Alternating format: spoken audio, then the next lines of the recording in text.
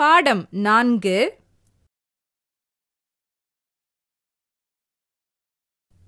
தவளையின் தந்திரம்.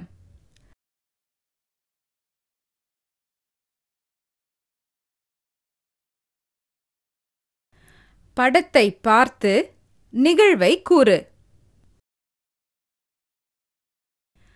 தவளை குளத்தில் குதிக்க சென்றபொழுது அங்கே கொக்கு ஒன்றை பார்த்தது.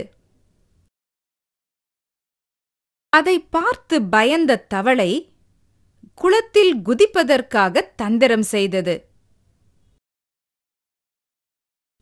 அதன் பிறகு ஒரு வளையத்தை எடுத்து வந்து கையில் நன்றாக பிடித்துக்கொண்டு குளத்தில் குதித்தது.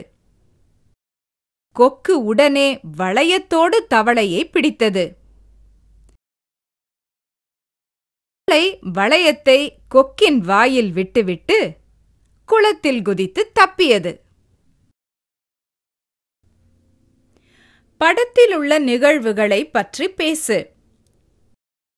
குரங்குகள் மரத்தை விட்டு மரம் தாவிக் கொண்டிருக்கிறது. யானையும் குட்டி யானையும் தண்ணீர் குடிக்க வந்துள்ளது. புலியும் அதன் குட்டிகளும் இரையை தேடி செல்கின்றன.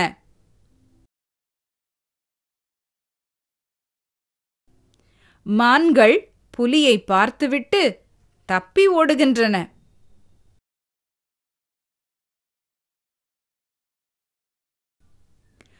கொக்கு குளத்தில் மீன் பிடிக்க காத்துக் கொண்டிருக்கிறது. பறவைகள் மரத்தில் இளைப்பாறுகின்றன.